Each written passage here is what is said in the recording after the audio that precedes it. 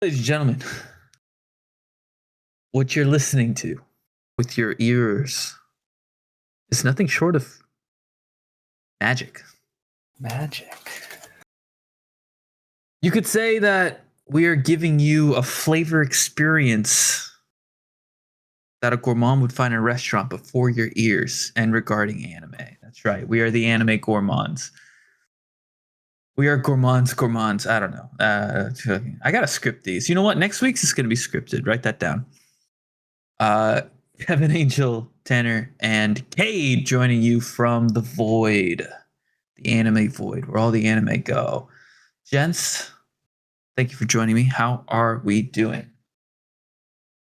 We're doing good. We're doing great. Good, tired. I'm assuming Cade's in a similar boat. I'm just focused on CS right now. Oh, memorizing those callouts. We've got our new all it's in my brain sharpshooter. Now. He's premiering. Ooh, we premiering in this bitch? Shit. I'll premiere after this while I can coach. Don't tempt. Hey, I've got the India Pale Ale out right now. And it's only a quarter of the way drunk. Gents, you know this because I told you last week, and the audience knows this because it's the title of the episode. But this week's topic is Jujutsu Kaisen, episodes 48 through 54. So all 7 episodes that are out. Technically speaking, we don't really need to talk about the first couple episodes since Angel and I covered that back when the movie came out. But if there is anything you guys would like to add regarding those 2 episodes, it's the ones where, again, spoiler, it's a spoiler cast. It's going to be in the title. But in case you clicked on this by accident, tons of spoilers in this. So if you don't want to get spoiled on JJK Season 3, or even potentially some minor manga spoilers, don't listen. But in episodes 1 and 2, it's the whole Yuta versus Yuji clash. We get a little Choso versus Naoya. You boys, and by you boys I mean Cade, Tanner, you guys have anything you want to discuss regarding those first couple episodes of season 3, or are we feeling pretty good? Wait, did we already talk about those? When we did the movie Hypecast, me and Angel back in the day. Yeah. Oh, I didn't know there was that, because those are the only 2 I watched. I was going to watch the rest today, but then I got dragged to the computer repair. No, well, I am short one. I'm not caught up. But okay. It doesn't matter. Okay. Right. You've read the manga, so you don't even... Yeah, you guys would just have to tell me what happened. We got you. And I would hope you guys tell me enough to not spoil. So I'll just be careful. All right. Regarding episode 7, you will be careful. Tanner, I guess. I guess there isn't really that much for you to talk about. Is there any major thing you want to talk, mention about episodes 1 and 2? I can't. I mean, if you guys talked about it already, I'm sure there's not a whole lot more that I could add, other than, I mean, just, great animation as usual from Jujutsu.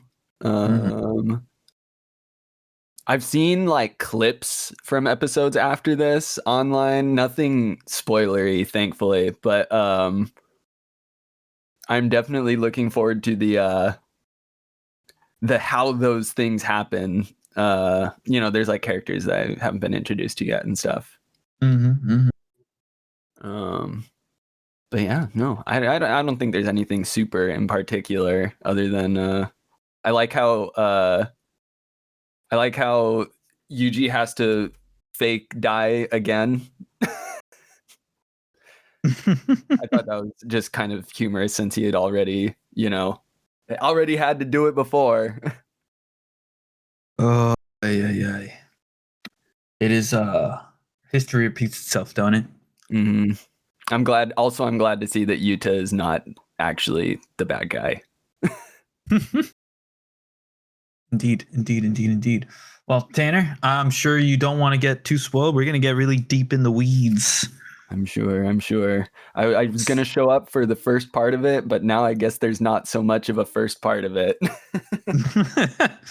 No, indeed not. All right then, Tan. Bye forever.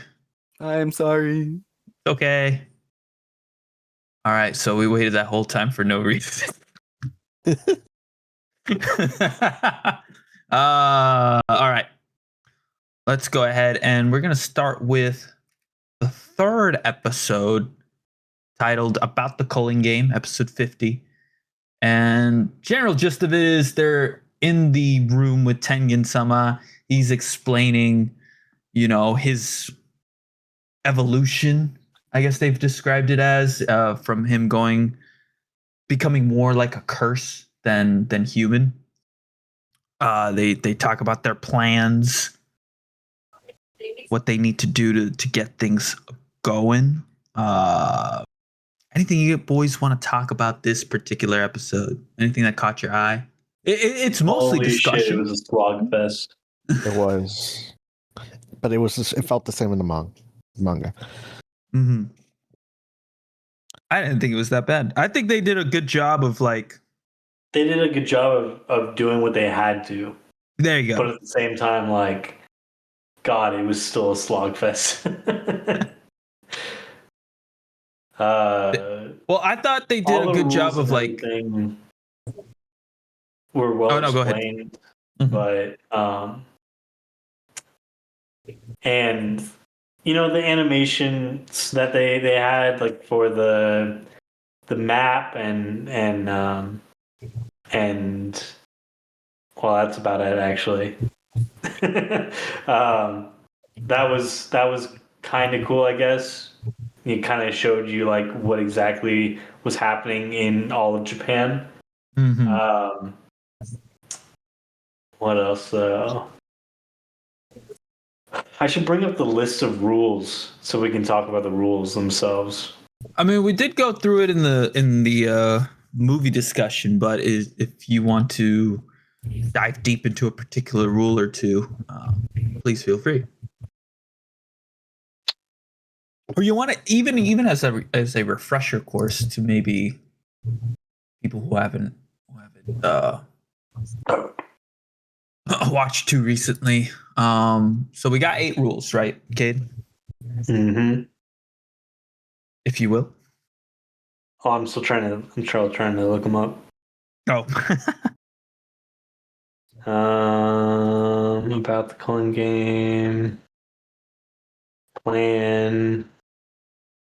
Come on, where are the rules? Give me the rules. Oh, here we go.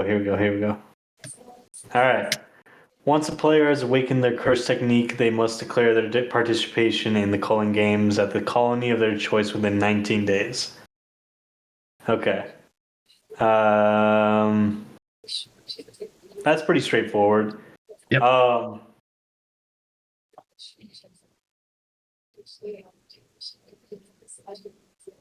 However,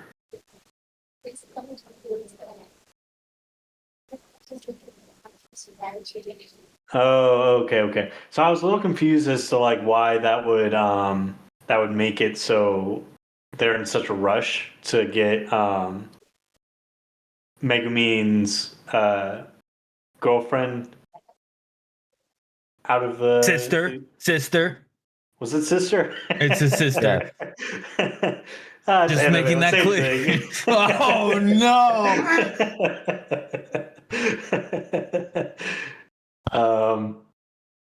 So sister then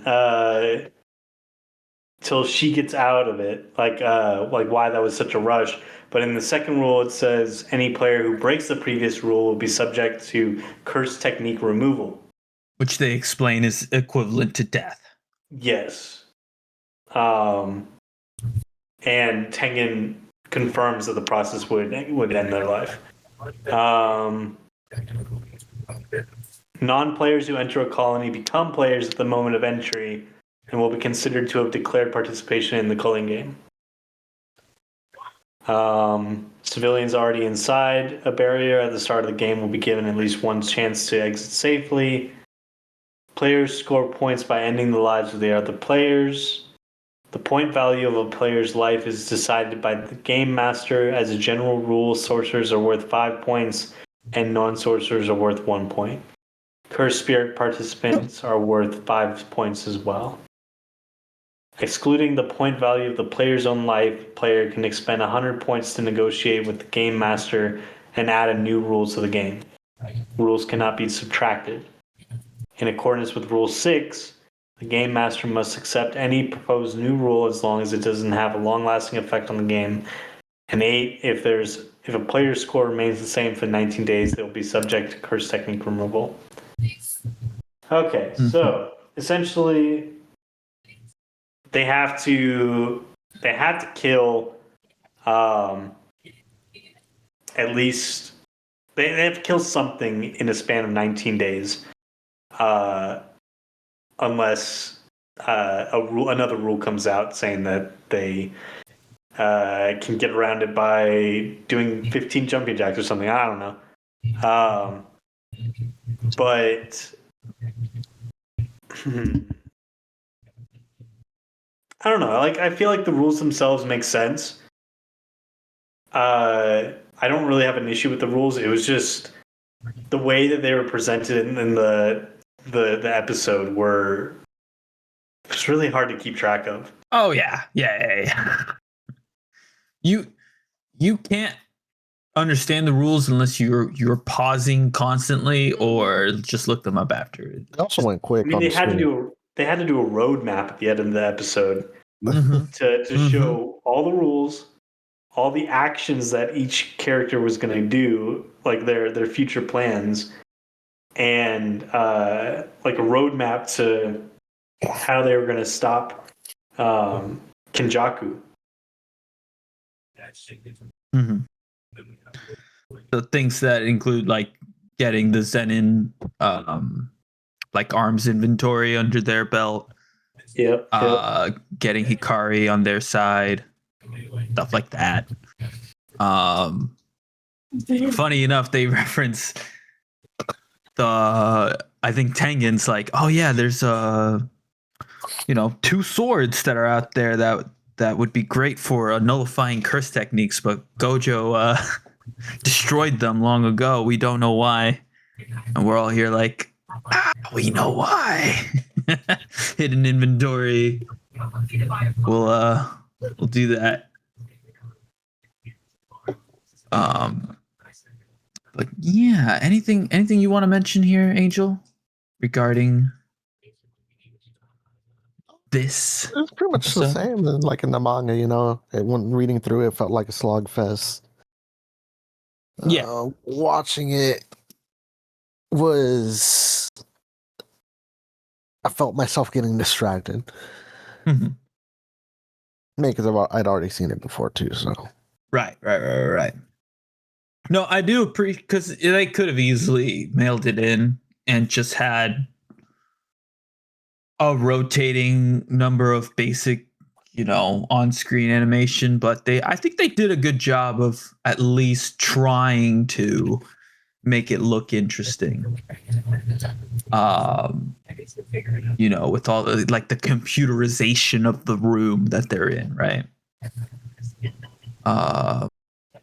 But yeah, it's a mostly informational episode. I do think it is one that is necessary. Otherwise, like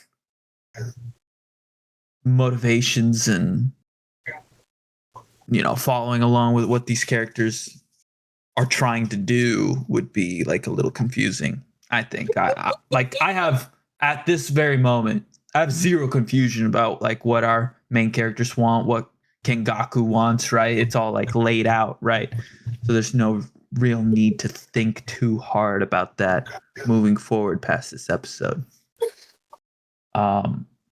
Well, I think we can move on safely to episode 4, which, as I have alluded to not so subtly, is freaking awesome. Might be one of my favorite episodes, of any anime ever. I actually think that is not an over exaggeration. Maki kills the entire Zenin clan. Let's go. Let's go. What a fucking episode. So I had to, for that particular episode, I had to rewatch it again, and I took some notes just because it's a very dense episode in terms of information that it can be inferred, and also dense in animation quality because it is fucking awesome. All right, so I'm just gonna read off the events of the episode. Please chime in whenever you want to discuss something. I will also be probably interrupting myself as I keep going. So first we got Maki entering the Zenin clan headquarters, it seems, or at least it's the place where where they keep the armory. And the first thing we see is her talking to Naoya. We get a Naoya bullying flashback, which I saw some people online were freaking out, like, oh, was he like doing something real bad? Some people were saying it looked a little like SA. I think he's just putting feet to face, which not that much better, but you can see her hair on the ground and stuff. I think he's just like a mean bully guy. He's slapping his feet on the piano, really showing like an arrogance, a disrespect of like pianos are kind of like a symbol of like a grand stature, I think, and he's kind of putting his feet over it. It's really showing his personality in very little frames there. Then we've got Maki walking through the halls, and she runs into her mom. Her mom yells something like, "Oh, don't go. Please come back. Listen to your mother for once." Maki's like, "I got permission from the head, yo.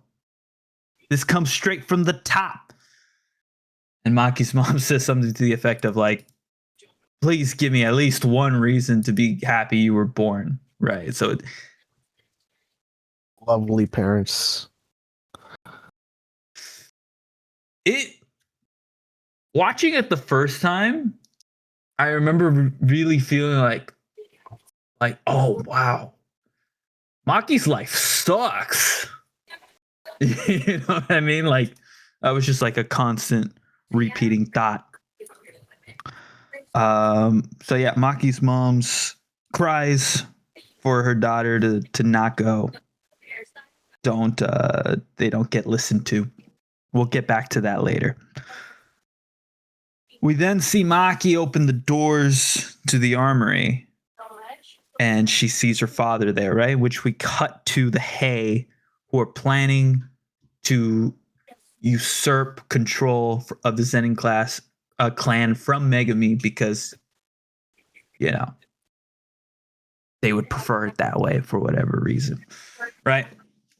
So it's Naoya and Junichi talking, and Junichi's explaining that normally they would not interfere in this case because Megumin does have a great relationship with the Gojo clan and the Kamo?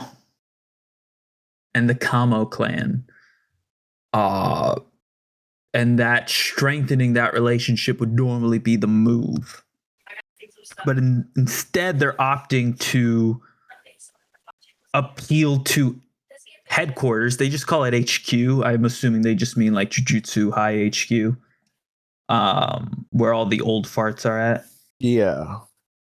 And they're saying we're going to appeal to them instead. They put out a notice. Anyone plotting to free Gojo from being sealed is a criminal and will, be executed on sight, right? So they're essentially saying, hey, Megumin, student of Gojo. Maki, student of Gojo. Like, we're just going to kill them. Say that they were trying to get weapons to help Gojo out. It'll be justified. We'll be in greater standing with headquarters, right? So it shows to me that the Zenin, maybe even historically, value more like brown nosing than establishing good relationships with the other clan, right? So they seem like a little bit more hard-headed in that respect. And then they reveal, like, oh, whose plan was it for us to go this route? My man Ogi, Maki and Mai's dads, right? Do we want to mention anything else so far, Angel Cade? No, you're cooking. Wonderful. So Ogi's in the room, aura immense. He starts fighting Maki. He asks the question. Let's not Do forget. you know? Oh, yeah. May's on the ground. Mai's on the ground. Thank you. May. So Mai. I don't remember. I think it's Mai. Mai. Her body's on the ground. She's got a wound. She's bleeding. Right? She asks Maki, "Why'd you come here?" Maki unveils this awesome sword, and it's funny because Juju does this thing where they'll like hype something up just for it to like completely fall on its face sometimes. So in this case, Maki pulls out this sword and the subtitles come up. I'm scrubbing through the episode right now. The subtitle comes up, Juzu Kumiya's masterpiece, the cursed tool Dragon Bone. She pulls it out. It's awesome. It looks cool. Badass.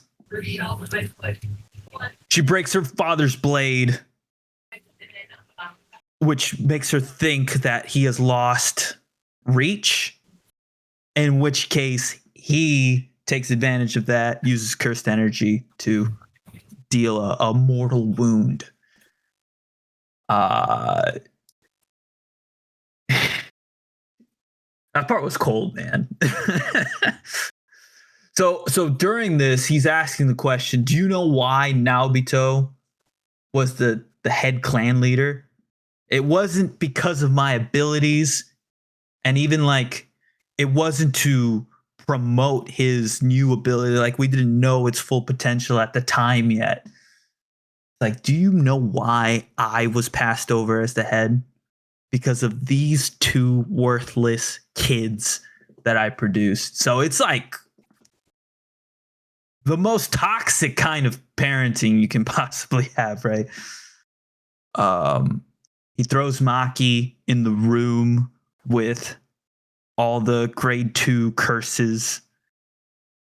And then as he's about to throw Mai says something to the effect of like, generally speaking, it's supposed to be an honor for kids to drag their parents down in hopes that they could, the parents could help their kids,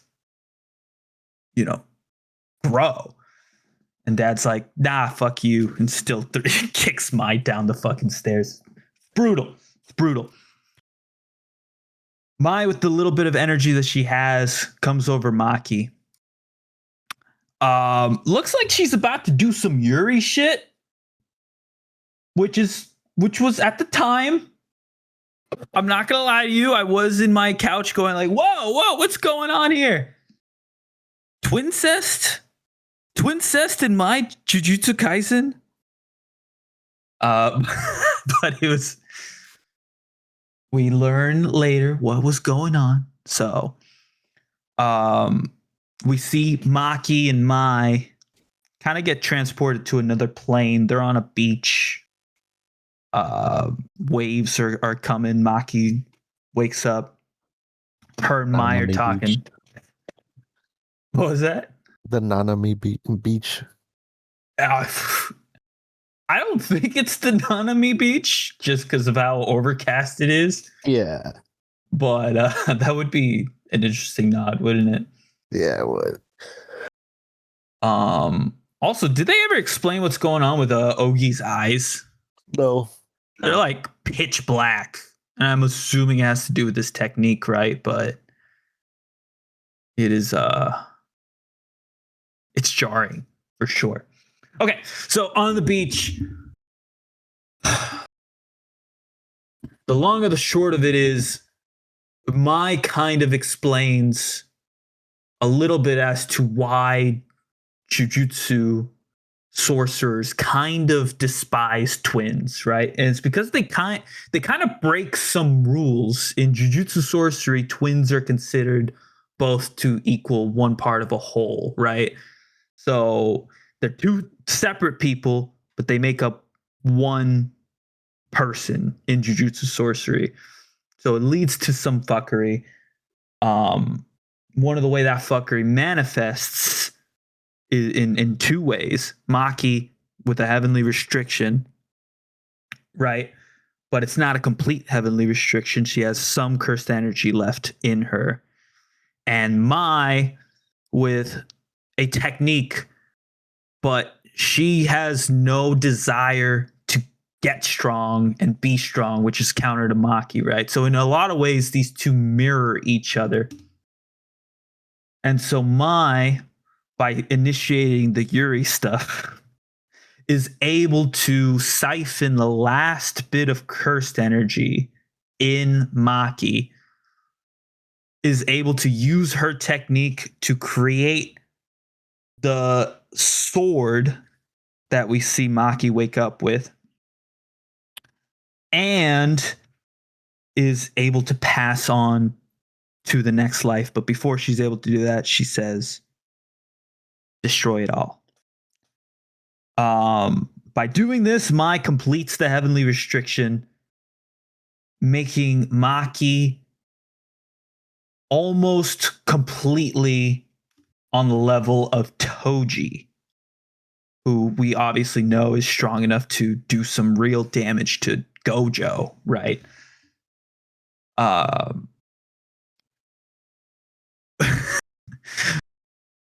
What do you guys what did you guys think when this was all happening? Was there any thoughts? Were you guys confused about anything? I mean, I'm not gonna lie. Every single time they brought up the whole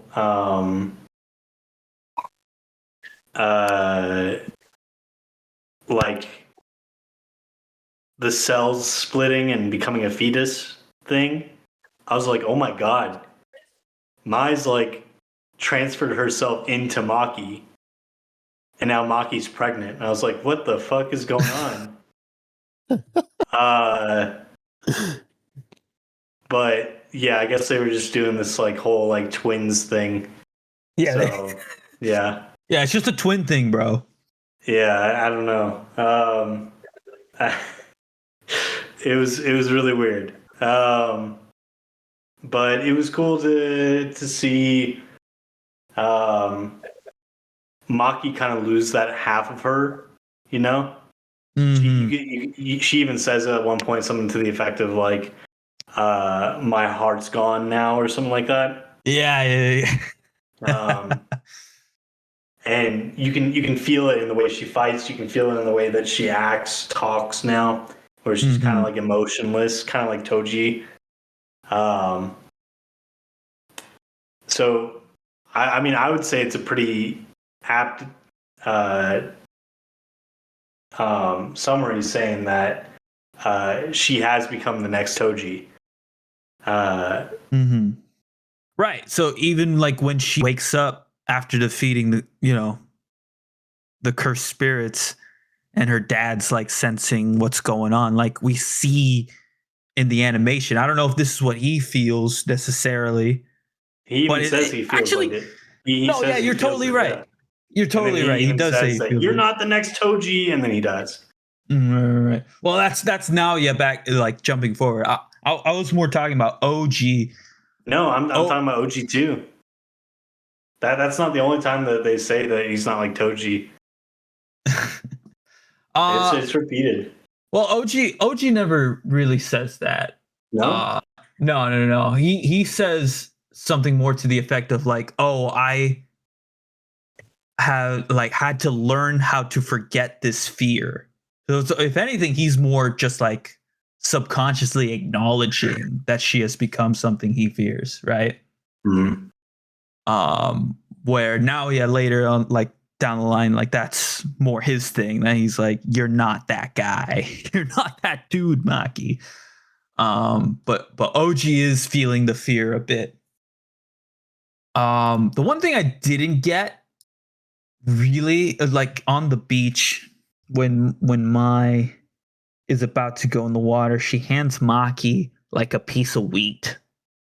And I think it's supposed to symbolize the sword that she's creating, but I didn't really understand what the wheat's supposed to symbolize exactly.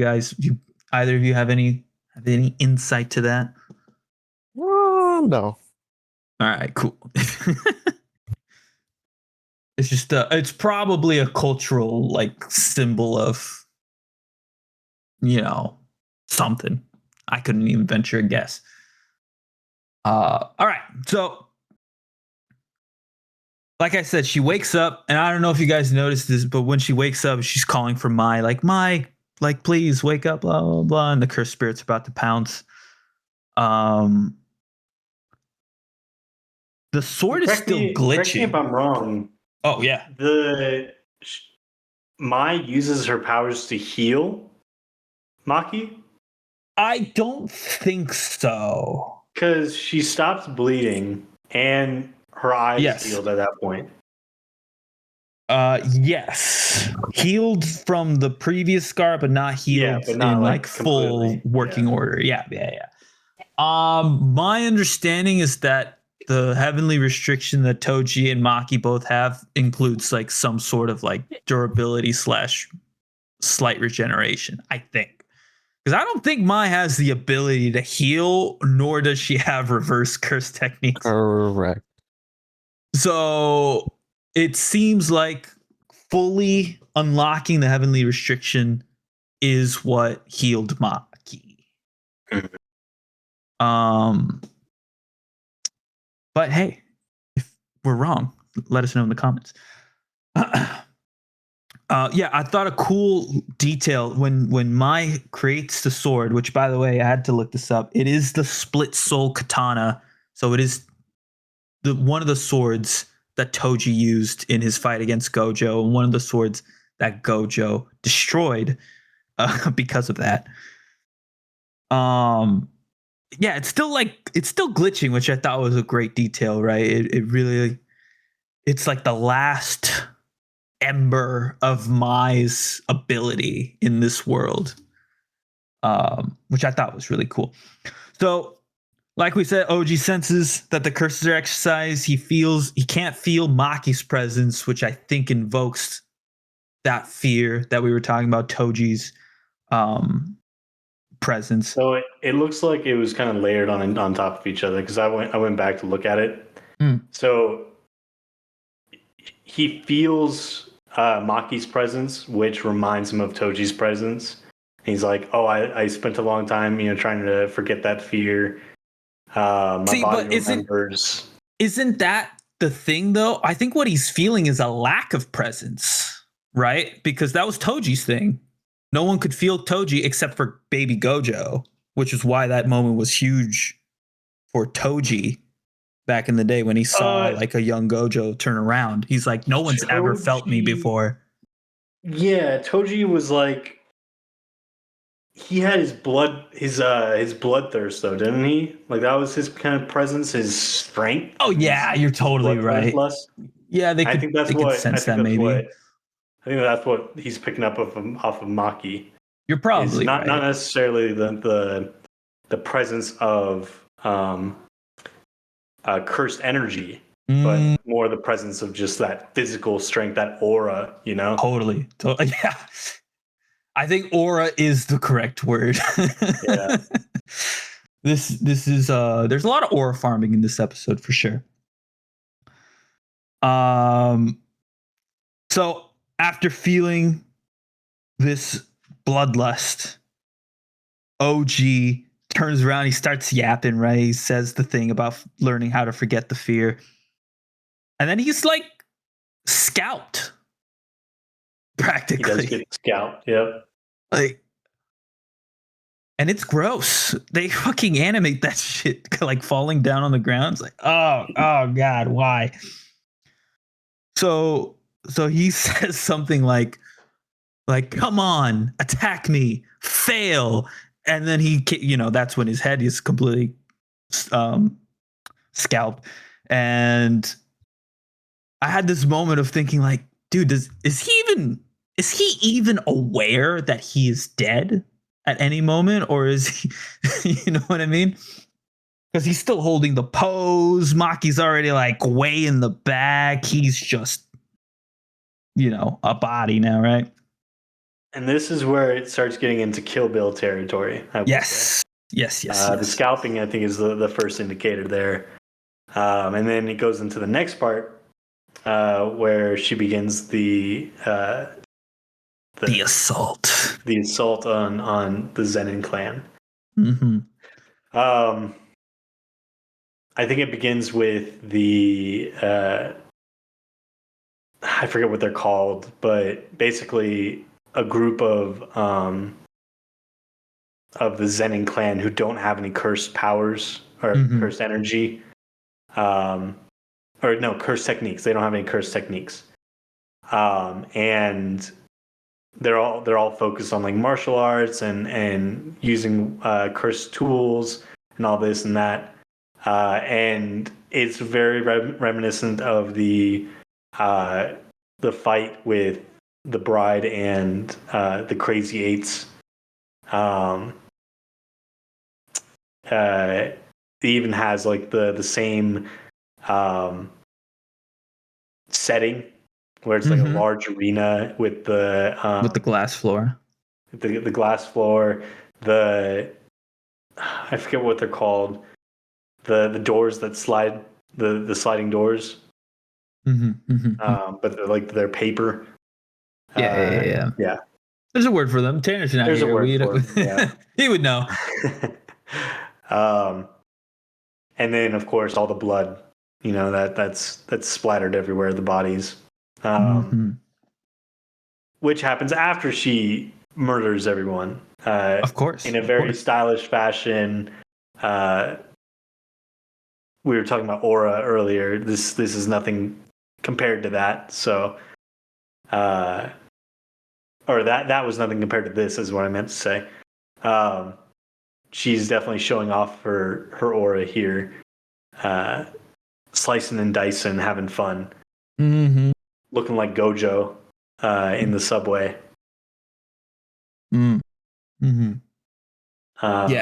It's really showcasing her elevated abilities, just on a martial arts perspective, right? Like on a purely, because Maki's always trained, right? That was her thing. Like she's always been hard at training, trying to get better at the martial arts.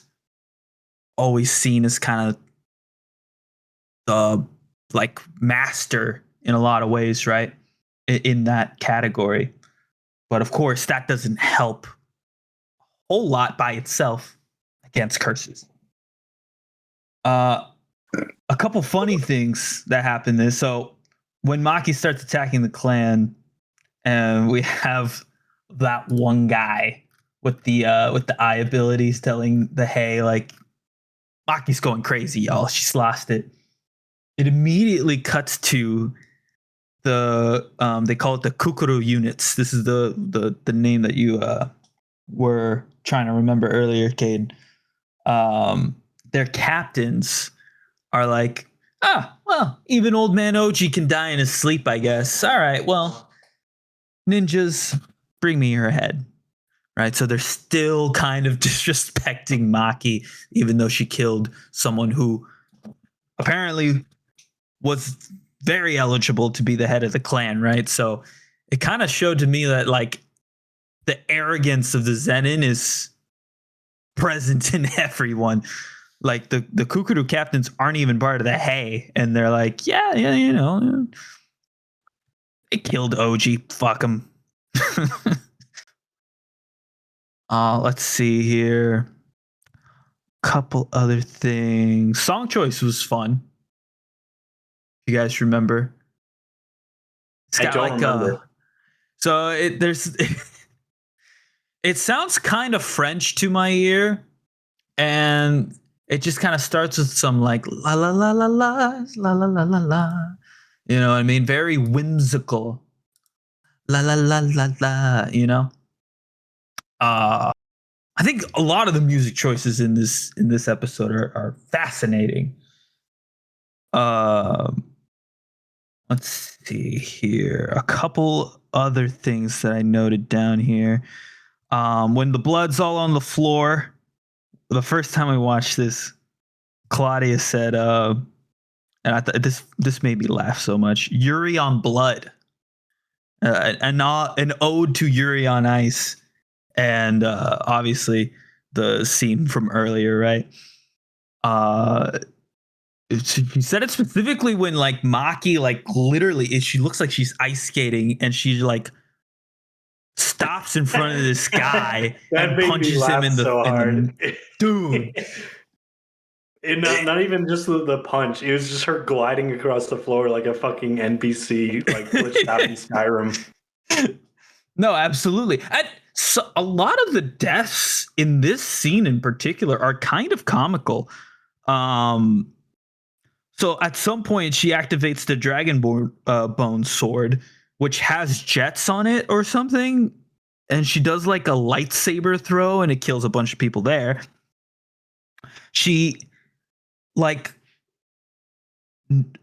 hits a dude's arms holding a sword, right? Flies in the air, and like 20 seconds later it finally lands on someone's head. It's just like little things like that. They kept kind of doing these little like one-off kills that were kind of funny, which was an interesting decision. Yeah, other than that, this section kind of ends when all the ninja are dead on the ground and the Kukuru captain comes out. She's like, have you guys finished the job? Oh, she killed everyone, right? And then we see that there's a Hay using his curse technique on Maki, which leads us to the next section. The stone palm technique. The hands of God, if you will. Yeah. From the earth. Angel, I just want to make sure. Is there anything you want to say about the Maki fight against the Kukuru unit? Anything you want to mention? There's not much that I can think of. There was that one guy, what's his name? I don't remember his name. Well, what is he? He was one of the heads. Mm-hmm. What was his ability? Do you remember? He was the guy with the fist.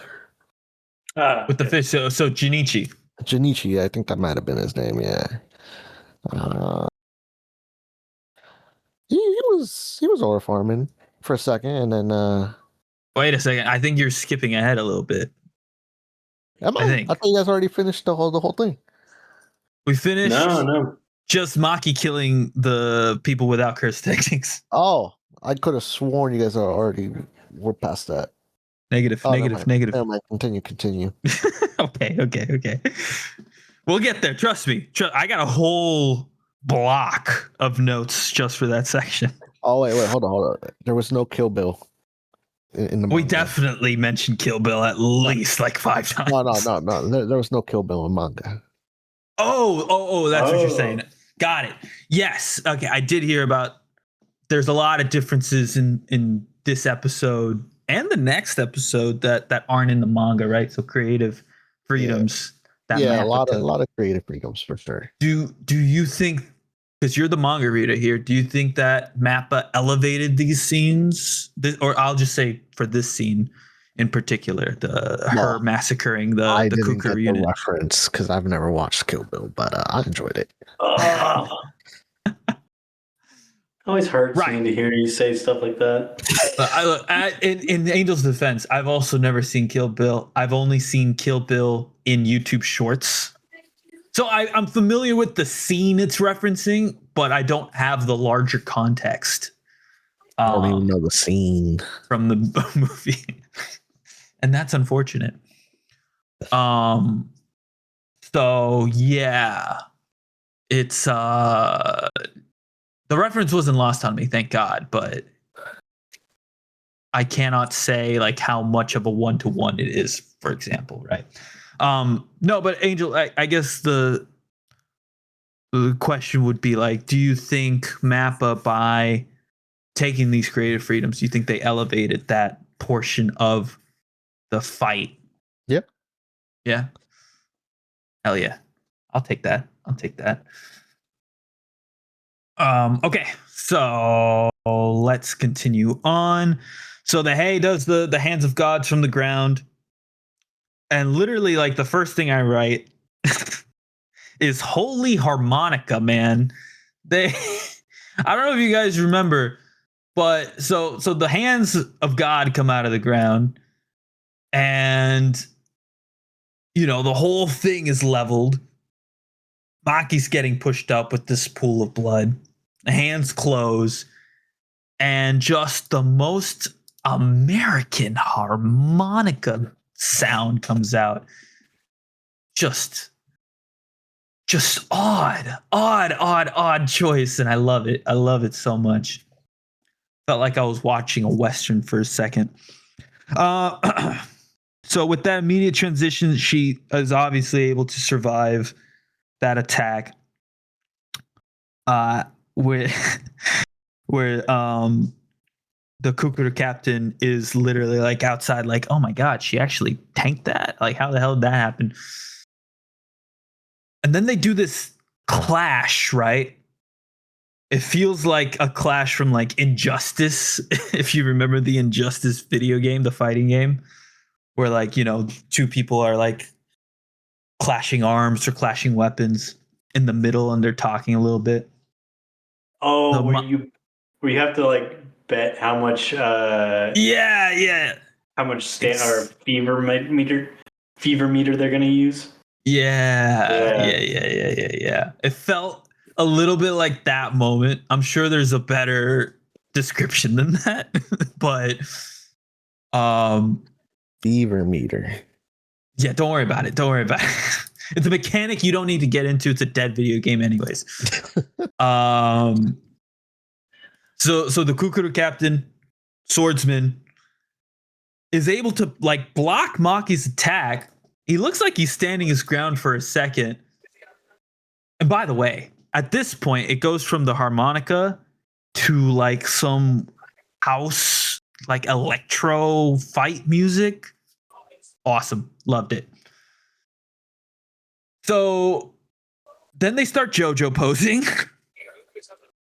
And then Maki bodies him by palming his throat. He ripped his throat out. Yeah. And then right after that, it looks like a shard from a sword. The sword that he broke. His own sword comes back and hits him in the back of the head. Which Don't again, understand how that comical. happened, but so playing it back over and over again, it looks like in one of because they start clanging swords, there's like a frame in which his sword drops. And I think the implication is that they're like constantly moving down the hands, like they were elevated and now they're kind of like almost falling but while fighting. So she breaks the sword at some point, palms his throat, and then because they've gone down, the sword then is able to catch up, once he gets his throat palmed, because he's stopped and the sword catches up. Does that make sense? That's what I got visually from that.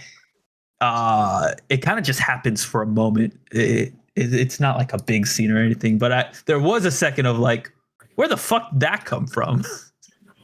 You know? But all right. So after that, after palming that dude's throat, Maki said, that's not enough. I got to go after this old guy, and I'm in the mood for some eye juice. So she takes his eye, which I guess kills him, or maybe it doesn't. Who knows? We don't get like a kill confirmed there. We don't know if it's his eye. It could be like the other guy's throat, you know? She's holding the other guy's throat while also holding. No. Like you know how she grabbed the other guy's throat and ripped it out? I guess you're right. I guess I kind of assumed by the size of her palm and that it looks visually like something like a string is flowing from it in a way. But I guess you're right. There's no like eyeball animation necessarily. So I just kind of assume, but you're totally right. She could be just going after people's throats, literally, with her palms. I remember 2 throats. Okay. So that could be it then. I kind of assumed he got blasted by Jinichi's attack instead. Yeah. Okay. So at this point, we've got our boy. I don't have his name, but he's the guy with the visual jutsu, where he can stun opponents. It's Ranta. Thank you, Ranta. He can stun opponents as long as he's making eye contact with them, right? I did have to look this up. It's very similar to like Inumaki's ability. Yeah. In which the stronger the thing you're trying to stun lock is, the more blowback you get, right? Which is why he is like bleeding from his eyes as he's trying to hold Maki down. Again, pure aura, right? Maki like holds out her hand. She's like, your eyes have nothing on me, sir. And at this point, this might be my favorite sequence, right? Ranta starts saying, he starts glazing, man. He might be anime's most, like, he might be the hypest hype man in all of anime. Biggest dick rider. Biggest dick rider, yes. So I got the exact phrase here. He says, forget about me, Jinichi-san. The current Zenin clan only exists thanks to the whim of Toji-san. You must have realized it. Maki is now the same as that man. Do it here and now. Kill her. Just like, bro, would you not also pull out the fists of the heavens after a man hypes you up like that? Jinichi is totally feeling himself too, right? Because he's like slow walking. This is the aura you were talking about, Angel. He's slow walking to Maki. No fucking hurry. What was his name? Ranta? Ranta, yeah. Ranta's over here dying, you know. Yeah, this guy's just slow walking. No sense of urgency, dude. And he unleashes like 100 heavenly fists at Maki. Maki doesn't give a fuck, obviously. But this is the first like verbal acknowledgement of Maki's strength compared to Toji's, right? Because Oji's was all implied, right? He doesn't state anything about Toji necessarily, but we all know what he's thinking, what he's feeling. This is like the first instance of the Zenin clan really acknowledging Maki and comparing her to Toji, right?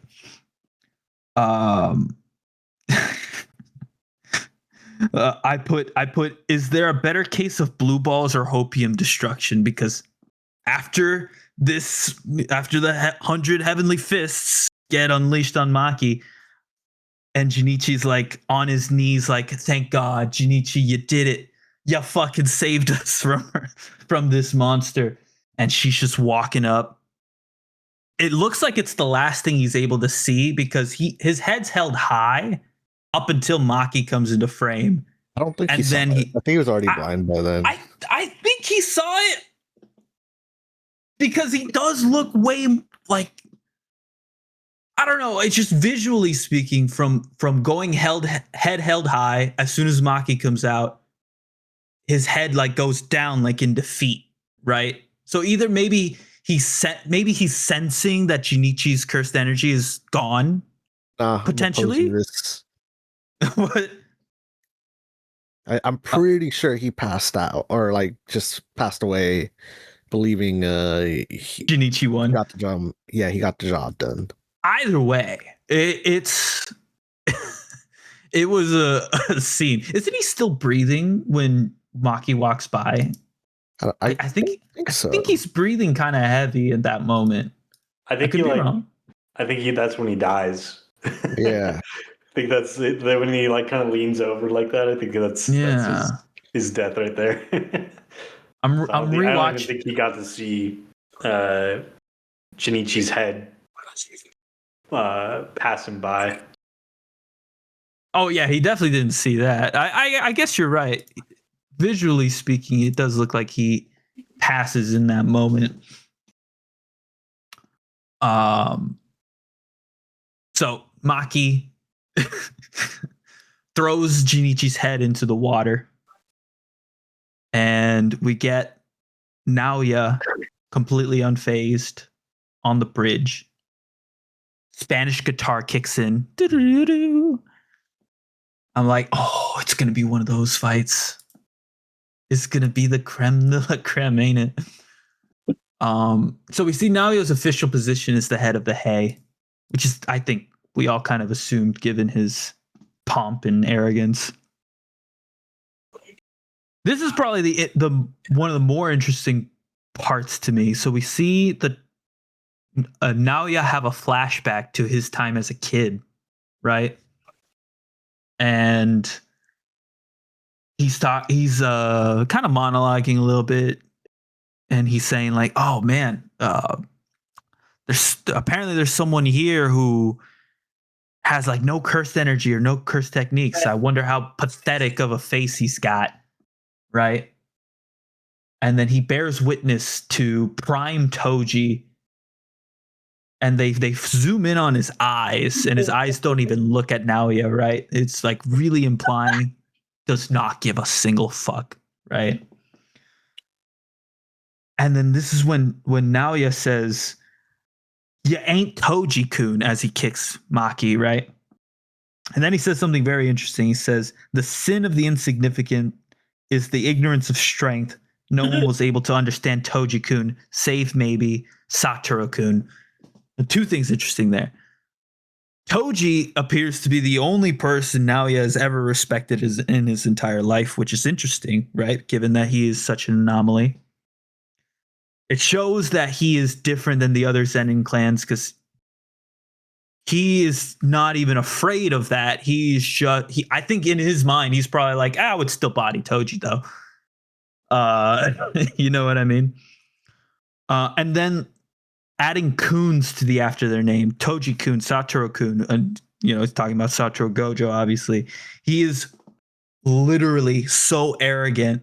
He is referring to them as peers rather than as seniors or as people who are better than him, right? Because that's when we would have the Toji-san, Satoru-san, that kind of stuff, right?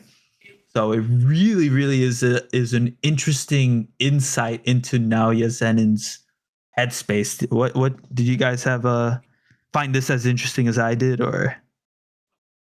I feel like we could kind of tell what headspace he was in based off like the first episode he was introduced. Totally, but there are levels to it, right? I mean, this more or less just confirms it, if anything. It confirms how far the arrogance goes, right? Because he's obviously a douchebag and completely full of himself and arrogant, but to the level of like to be so delusional as to put himself in those ranks, right? was interesting to me.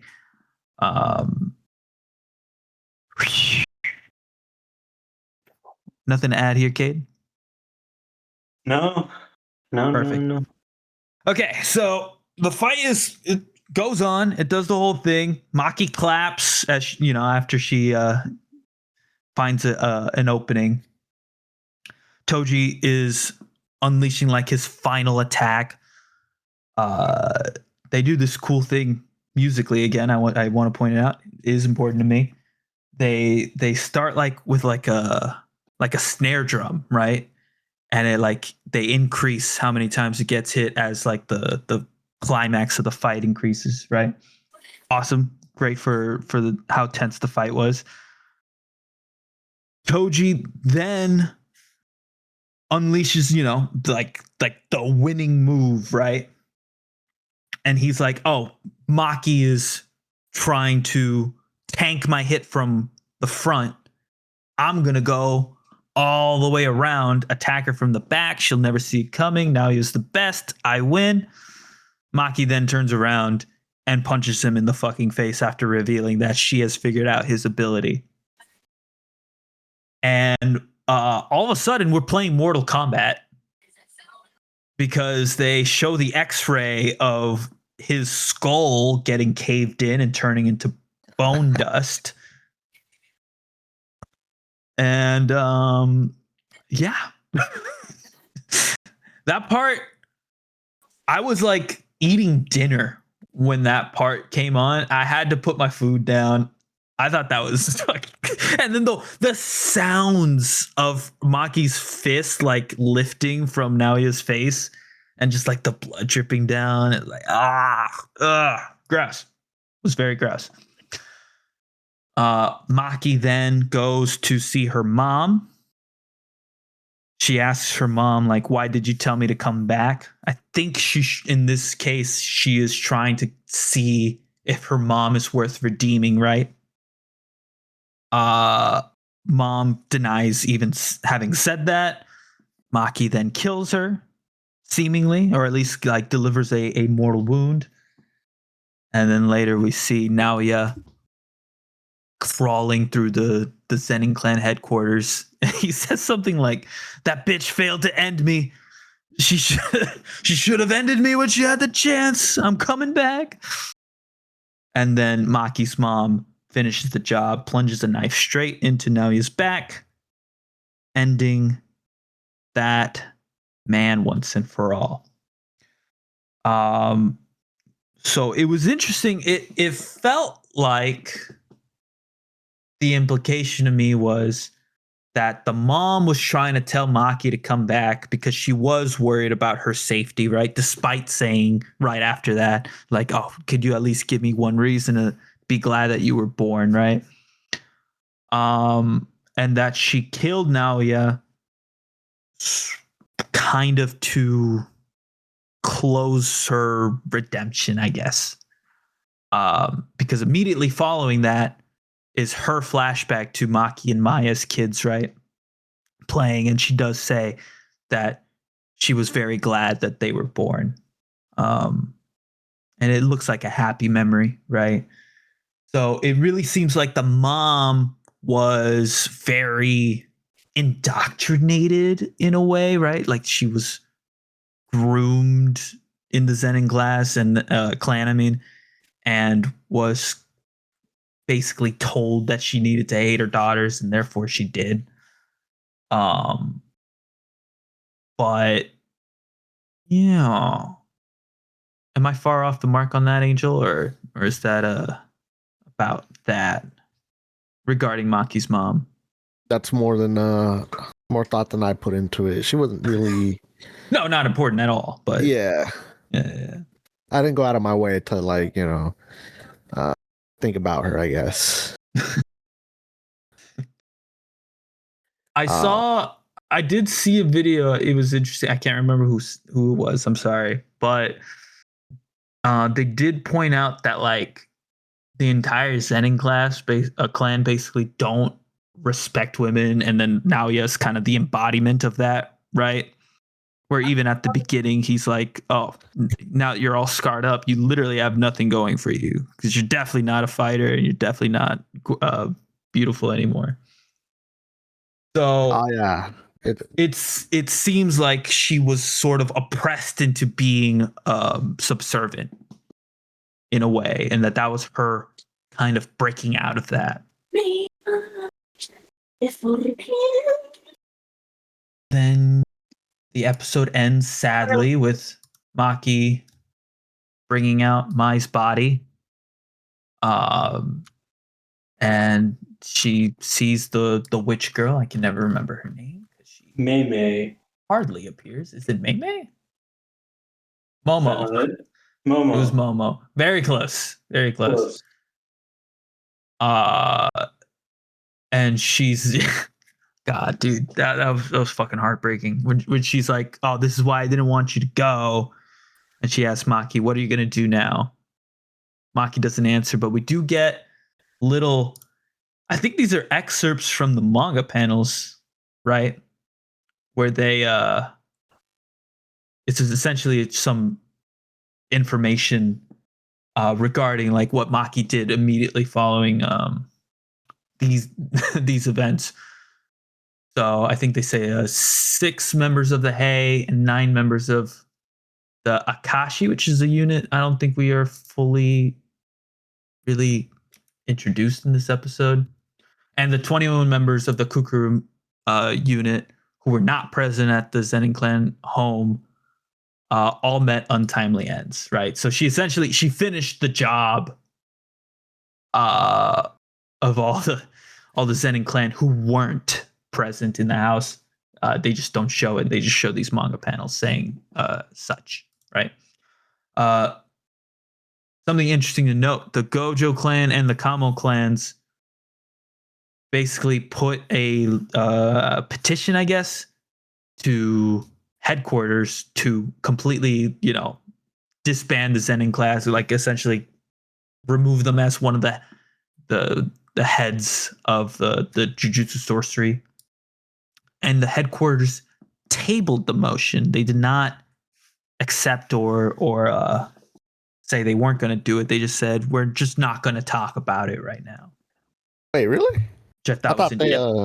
Okay, maybe I didn't read it right. Yeah, motion for headquarters to remove the Zenin class from big three families. Headquarters has tabled this request. Unless tabled is a mistranslation, but generally when you table something, it literally means you leave it on the table. We don't talk about it anymore until we decide to bring it up, right? No. To me, this kind of signifies that they are probably holding out hope that Megumi, at being the named Zenin clan head, is going to be able to restore the clan down the line. That's kind of the only implication I got from that. Otherwise, it's kind of a throwaway detail. And yeah, that is the end of episode 4. And again, if you couldn't tell by my excitement, this was one of my favorite episodes of any anime, I think, ever. Violent, gory, very lore heavy. A lot of things you can infer, which is one of my favorite things in a narrative heavy anime. And yeah, what did you guys think about this episode? / do you have anything else to add? Kate, if you I think I'm good.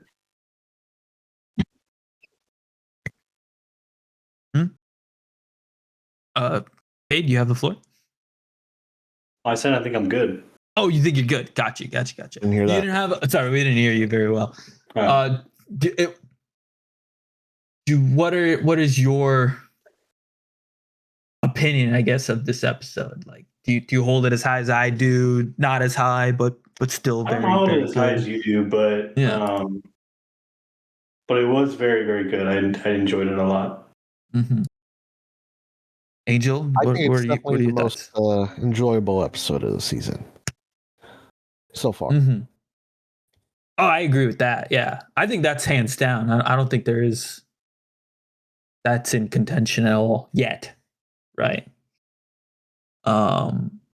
But so far in these 7 episodes that are out, I would agree with that 100%. Yeah. Do you have anything else to add regarding this? No, I want to say everything was discussed in detail for the most part. Yeah. Manga wise, it was definitely like short, you know? Yeah. Yeah. It was just like a quick little thing. In a way that it was like only an episode here. Yeah, there's Something not to much to note. it. Just Mappa kind of just took its creative liberties with it, and it just made it better. Oh yeah. Yeah. Something to note. I didn't realize this the first time watching. It's a slightly longer episode. It's a 28-minute episode. Where the other episodes generally average between like 22 and 24, right? So it's 4 minutes doesn't sound like a lot, but that is like in animation, like that's a lot of work. That's a lot of time, right? To fill with drawings, right? So it's a commitment, I'd say. For me, and maybe this is a good podcast topic, but immediately after watching this episode, I had to like really think to myself, like, is this episode one of the best like fight episodes of all time? And I was really just off the cuff, struggling to come up with comparisons. Like I was like, okay, Mob Psycho has a couple that could maybe rival it, and you know, I always do say Akudama Drive has one of the best martial arts fights in all of anime, but I don't know if there's that many like pure like episodes of fighting that I would put over this one personally. So that's why I speak so highly of it. But yeah, maybe a podcast topic for another week. All right, gents. 3 more episodes to go. None of them are quite going to be as detail heavy as that last one. The episode titled Passion, episode 52. Big thing. Principal Yaga gets executed. That sucks. Kind of like that guy. We get an insight into his like forest of cursed dolls, right? We see that one of his dolls is very clearly someone's, I think they say niece.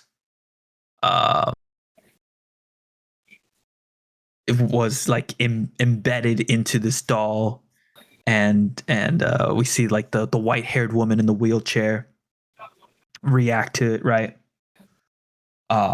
So we get some implication there about like what Yaga has to do to create these dolls, right? He later gets executed by the rock and roll principal of Jujutsu High. Immediately following his execution, he tells him how to create the dolls, right?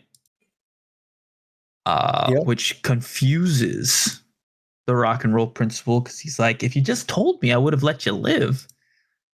And Yaga says, well, that's the point.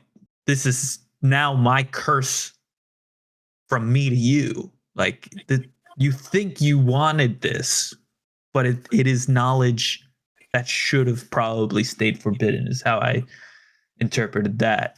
And now you're stuck with it. So man, that next scene with Panda. Oh god damn! I was getting to it, man. So Panda pulls up.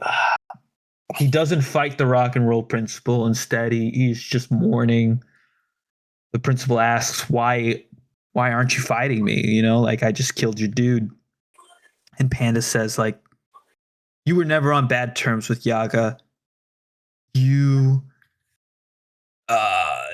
you're just the knife that fell on him, right? I'm not mad at that. But remember, pandas cry too. It's like, oh, damn, bro. Tears welling in my Jujutsu Kaisen? Come on, man. No, I as that scene was like coming up, I remembered it from the manga, and I'm like, oh man, I know exactly what it was coming here, and I'm not ready. Why they gotta make it so sad? Oh, gosh, I'm scrubbing through. I'm trying to see what he said. Oh, he just says even pandas cry. Yeah. No, it's fucking sad, dude. Immediately cuts to the intro. We see Choso spinning in the air.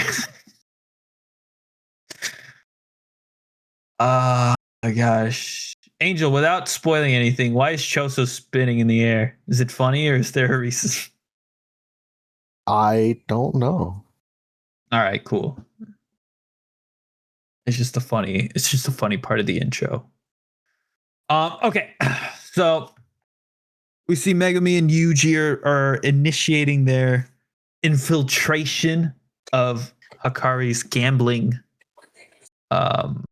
ring, his fight club, if you will. They even do like a Fight Club reference. Pretty funny. It's the first rule of Fight Club. You don't talk about Fight Club. Exactly. Yuji essentially signs up as a participant while Megami kind of is exploring the outskirts. Yuji ends up fighting Panda, although they're able to kind of sell it.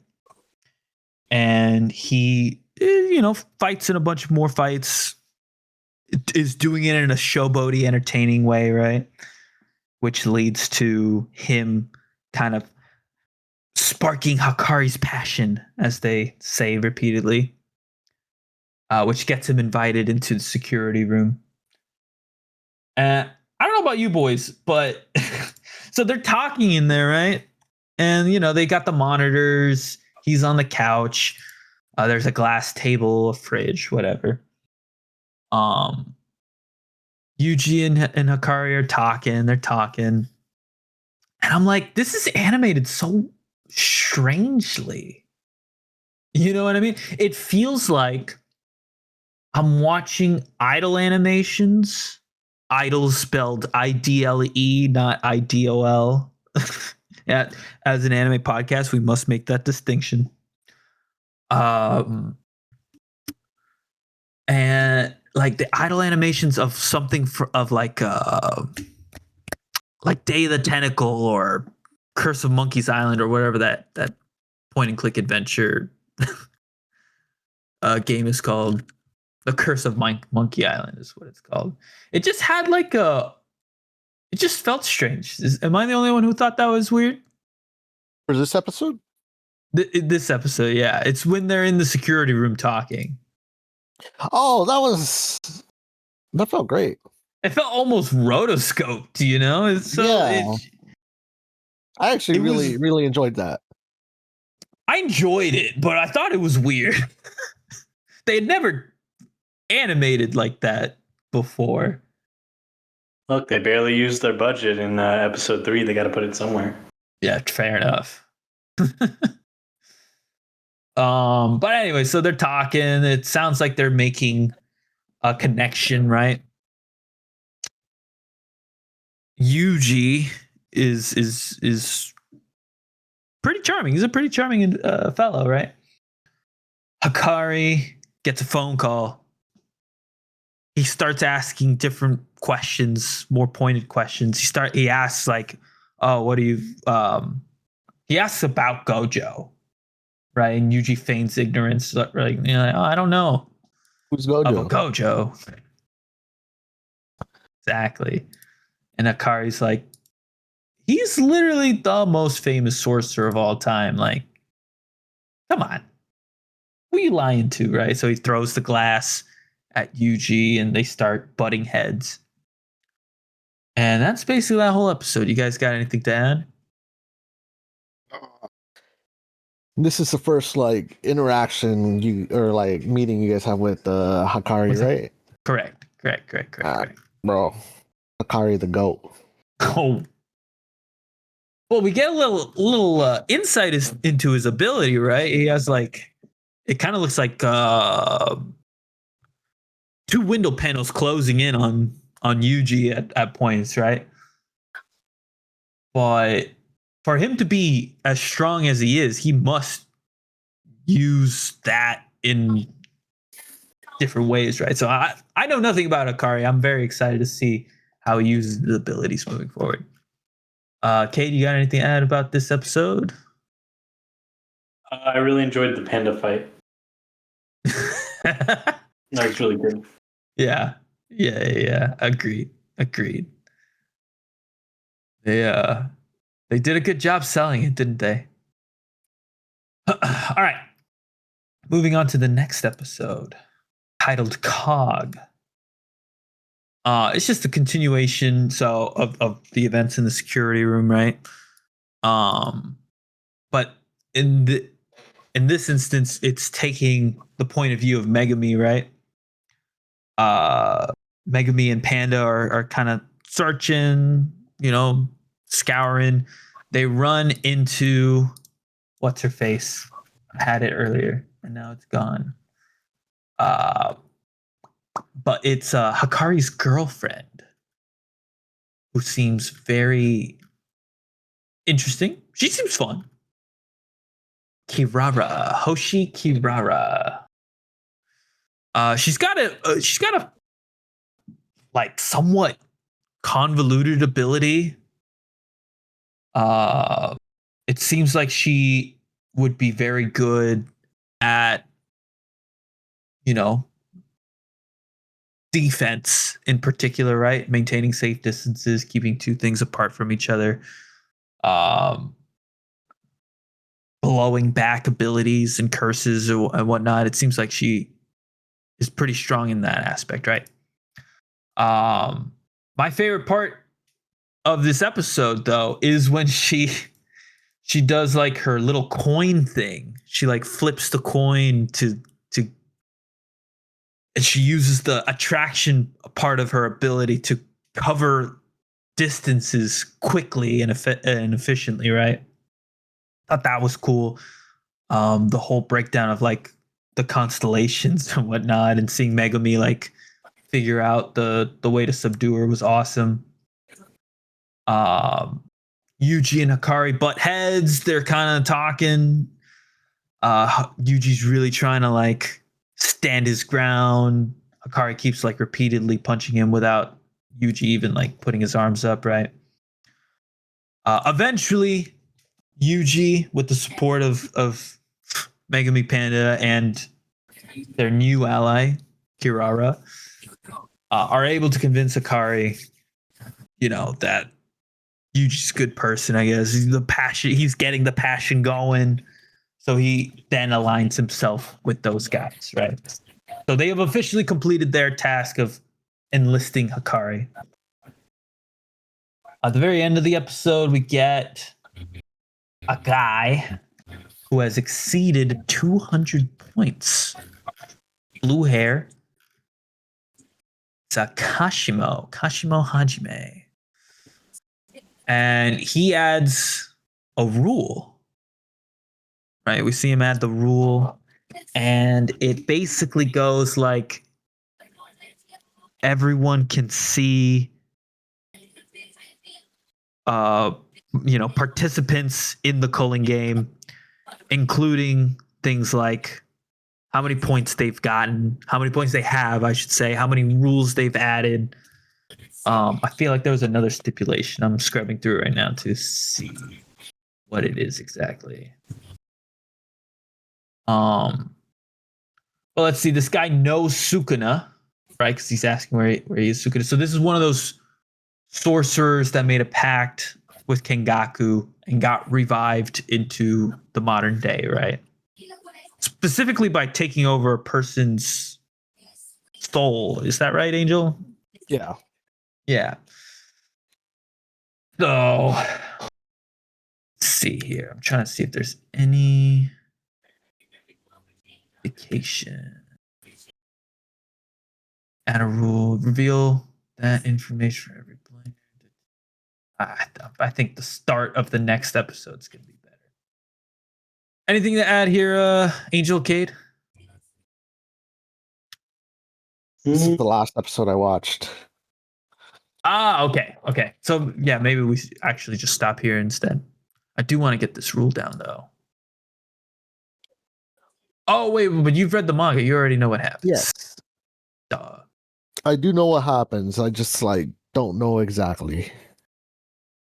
Yeah. You guys would be the ones refreshing my memory. Kate, you got anything to add? What's the name of the interface between the culling game and the contestants? The little like bug thing. The little Yeah. bug thing, Kogane. Yeah. It has a name. So weird.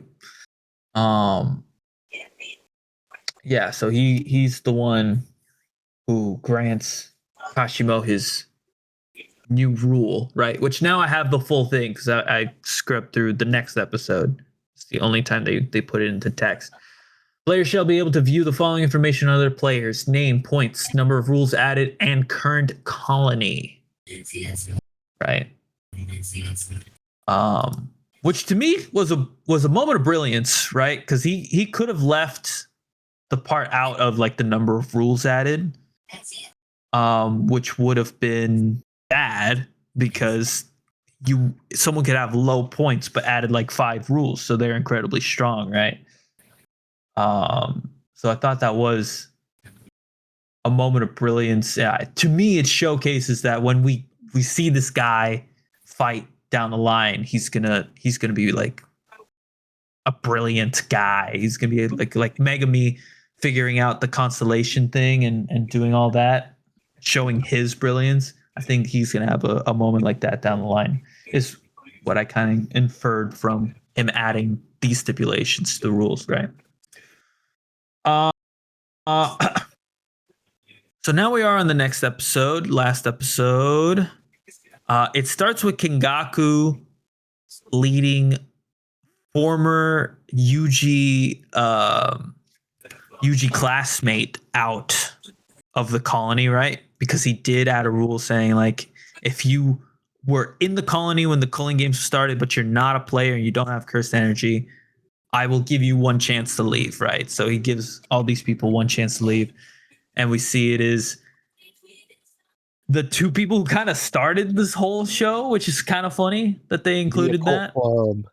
The Occult Club. Yeah, an interesting throwback there. Nice. I had to remind guy. Claudia who they Wasn't it? were. The guy didn't get a special message from Kenjaku. No, he did not. No, he did not. Sad. He was not a That friend, is- I guess. Fake fan. It's kind of interesting too, because it like Kenjaku refers to Yuji as his son, so it does imply some sort of like, I don't want to call it affection, but there's something there, right? We'll see if that becomes a factor down the line. Hikari learns that Megumi is ahead of Zen in class. His personality totally fucking changes out of nowhere. That was pretty funny. And then as soon as he asks like Megami, like, can we be friends, with the intention of like, oh, I'm gonna use this guy later as like the head of the Zenin. Little asterisk at the bottom, of the subtitle saying like, and the next day Maki killed the entire Zenin class. And I keep saying class, Jesus Christ. Which is pretty funny. Genocide is pretty funny. Don't quote that. The next thing that happens, they, create a plan with Hikari. Kirara standing outside of the barriers. Panda and Hikari are going to colony number 2 Yuji and Megumi are going to colony number 1. Let's see here. They both dive in. One of the things that wasn't mentioned in the rules, but is a feature of the colony barriers, is once you enter, you get teleported to one of 9 random spots, right? So Yuji's falling from the sky. We don't really know where Megumi necessarily like teleported, but we see that he is in like the suburbs somewhere. And yeah, Yuji has a run in with like a little group, you know, 2 people with hair-based flying powers. Interesting. One has jet hair, the other one has propeller hair. And those 2 are working with a blonde guy who knows Yuji. I believe his name is Amai. Doesn't matter what his name is really, but he is. After Yuji takes out the 2 lovers, Amai comes out and he's like, "Yo, remember me?" And Yuji's like, "No, never met ya." And he calls him by the like tiger of whatever middle school they went to. And Yuji's like, "Oh, you know me from middle school. Got it. So he asks Amai to take him to find Kashimo. It's Kashimo that they're looking for here, right? Or is it Angel? Angel, I think. Is it Angel? Okay, Angel. They're looking for Angel in the colony, right? And Amai's like, "Oh yeah, I can take you to him. He's over in someplace, right?" At the same time that Yuji is fighting that guy, Megumi very easily handles a woman who is kind of implied to be one of the newly awakened sorcerers, right? But it's not like a for sure thing yet. Megumi's still cautious around her because he's not sure, it seems like. And she says, "I'll lead you to that place, to that person you're looking for," right? Megumi asks, is like trying to glean, like, "Where is it? I need to know." And she's like, "You're just gonna kill me once I tell you, you know? So like, I'll just give you a hint." And so she says it is in Shinjuku, I believe. And he says it's in Ikebukuro, which are both like districts of Tokyo, right? So both of our main characters are getting conflicting information. And I guess I am incorrect. She says Ikebukuro, I think. Kind of hard to tell with no audio. Give me a second.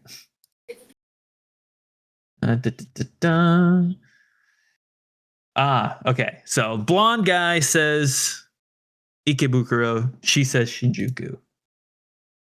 So we don't know who's telling the truth. And it seems like these 2 characters are leading our protagonists potentially astray. And that is the latest episode. That is where that ends. Cade, as being one who has watched this episode with me, you have anything to add? Any opinions to share? Yeah, the fucking hair powered people are so fucking stupid, dude. Yeah, they're bad, dude. Yeah, Watching even that you fight was just like, even Yuji was just bored out of his mind. absolutely. I was just about to mention. He's like, "I just threw something at it and she just fell." Like, it's crazy. I punched him in the head and it just works. Oh gosh. Yeah. No, those are definitely not meant to be taken seriously, I think, you know. Some fairly odd parents ass powers, you know. it helps or doesn't. I don't even remember these guys. Yeah, there you go. Yeah, not important. They're just there to, I guess. Make you laugh. Well, I think that's probably a byproduct more than anything. I think they're just there to kind of showcase that, like, hey, there are groups in the colonies that will attack on sight. You know, like, don't get it twisted. Like, people are here to fight.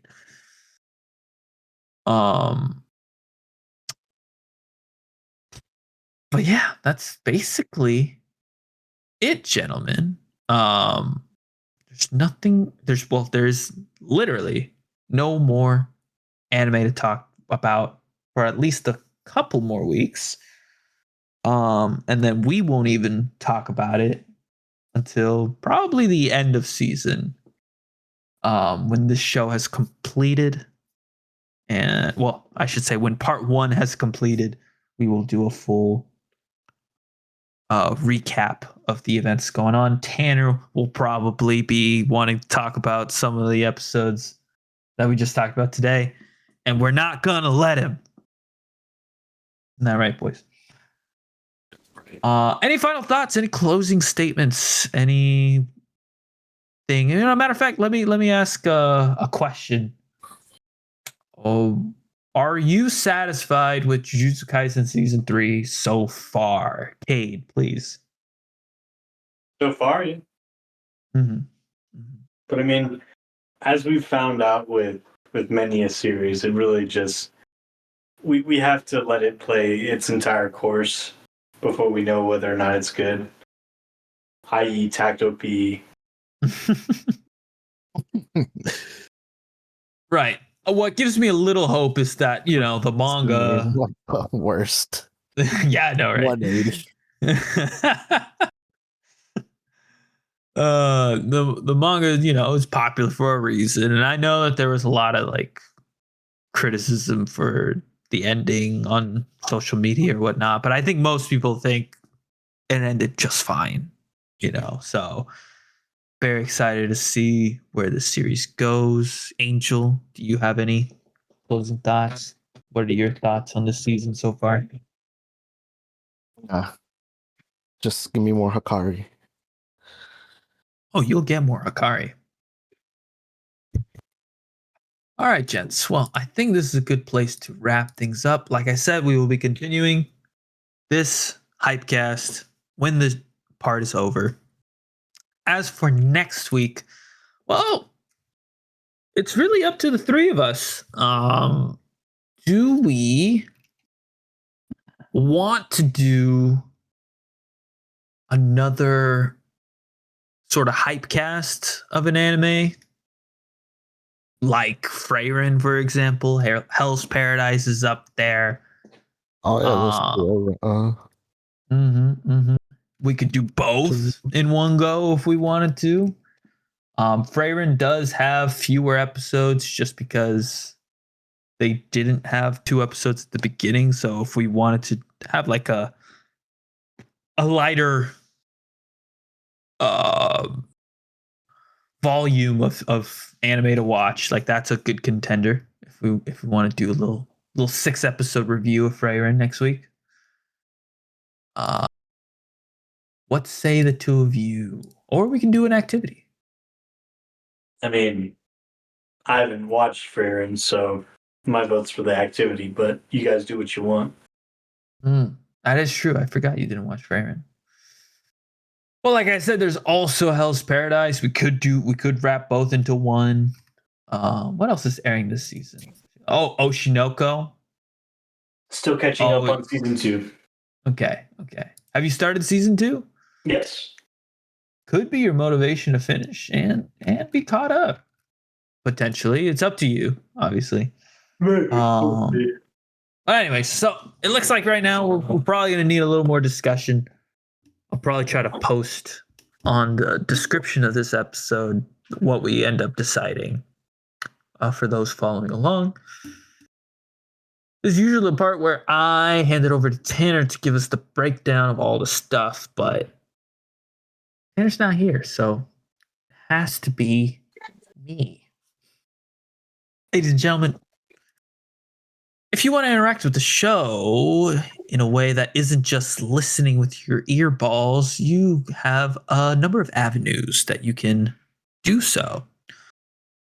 One avenue, if you have something a little long to say, you want to include, a narrative, a list, a paragraph, 5-paragraph essay.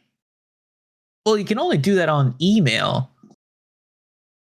And that email you would want to send those things to are the animegourmands@gmail.com. Sorry, I said the anime. It's just animegourmands@gmail.com.